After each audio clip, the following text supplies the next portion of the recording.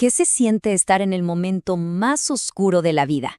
Pensemos en una situación que parece imposible y, para colmo, ser traicionado por alguien a quien se ama profundamente. Bueno, el rey David vivió exactamente eso, y en medio de su huida escribió el Salmo 3. Hoy vamos a explorar cómo su grito de desesperación se convirtió en una poderosísima declaración de fe inquebrantable. Miren, este será nuestro recorrido. Vamos a iniciar en el corazón mismo de la crisis de David. Vamos a sentir su clamor, a descubrir el poder transformador de una simple pausa.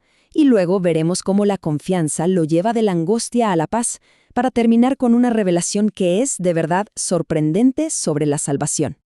Bien, entremos de lleno. Lo primero es el contexto. El texto que introduce este salmo, que es parte de la escritura original, nos pone de inmediato en un escenario que es una pesadilla. David está huyendo de su propio hijo, Absalón. Hay que detenerse a pensar en esto por un momento. No estamos hablando de un enemigo extranjero. No, es el hijo que él mismo crió, el que ahora está liderando una rebelión masiva con un solo objetivo: matarlo y quedarse con su reino. Es una traición a un nivel que es casi inimaginable. Y es desde ese lugar, desde ese profundo dolor, que David empieza su oración. Esto no es un lamento lejano, para nada. Es el grito de un corazón roto, un sentimiento que, lamentablemente, sigue resonando a través de los siglos. David se siente completamente superado. ¿Se dan cuenta? No era solo Absalón, era una parte importantísima del pueblo y del ejército que se le había puesto en contra. La situación, humanamente hablando, parecía imposible de resolver. Y aquí viene el golpe más duro. Sus enemigos no solo decían que iba a perder, no, decían que el Eterno mismo lo había abandonado. Es como cuando a veces se escucha esa frase de esta no te salva nadie. Era básicamente una sentencia de desesperanza total. Para poder entender la profundidad de este dolor, la fuente de este análisis nos comparte una experiencia muy personal. Vivió la fractura de ver a su propio hermano actuar con violencia contra su padre, todo impulsado por años de resentimiento. Esa experiencia tan dolorosa le dio una pequeña ventana para asomarse al abismo que David debió haber sentido. Y justo después de describir esta situación, que parece no tener salida, el Salmo introduce por primera vez una palabra que lo va a cambiar todo: Selah. Este es el punto de inflexión, no solo en la oración de David, sino en cómo se pueden enfrentar nuestras propias crisis. Pero Selah es mucho más que una palabra, ¿eh? Es una instrucción. Es como una orden divina de detenerse, de dejar de mirar el tamaño del problema para empezar a meditar en el tamaño del Eterno. Es un alto deliberado, justo en medio del pánico, para volver a conectar con la verdad.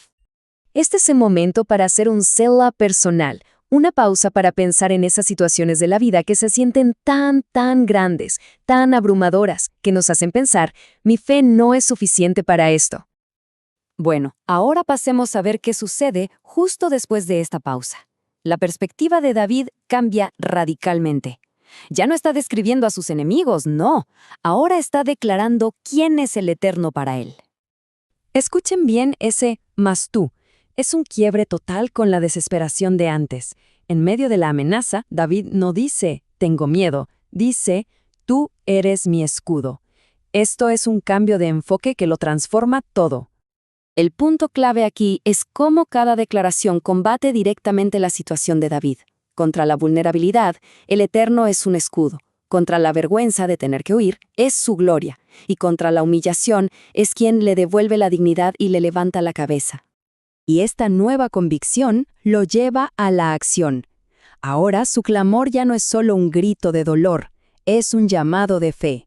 Es un llamado con la plena certeza de que va a ser escuchado y respondido desde el lugar de la presencia del Eterno. A ver, este cambio interno produce resultados que se ven, que son tangibles. La confianza en el Eterno no es solo un sentimiento bonito, no, transforma la realidad de David, empezando por su propia paz.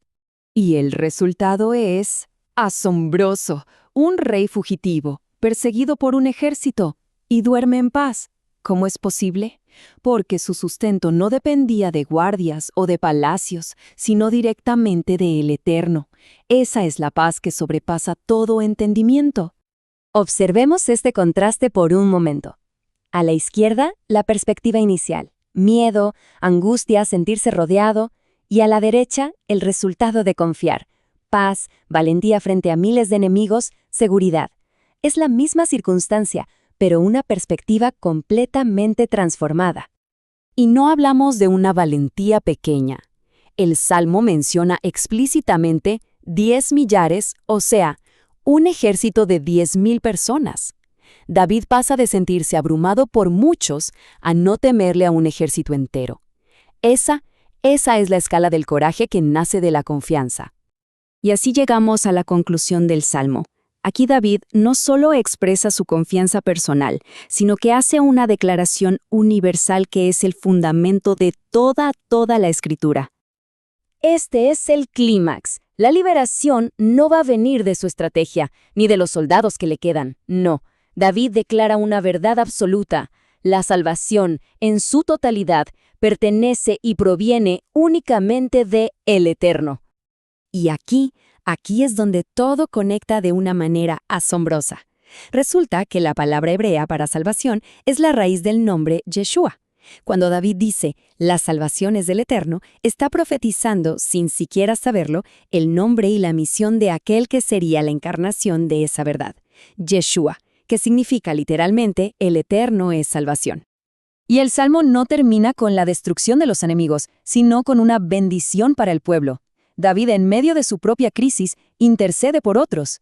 Esto nos deja con una pregunta flotando en el aire. ¿Será posible que, en las pruebas más duras, no solo se pueda confiar en la salvación del Eterno, sino también desear su bendición sobre los demás?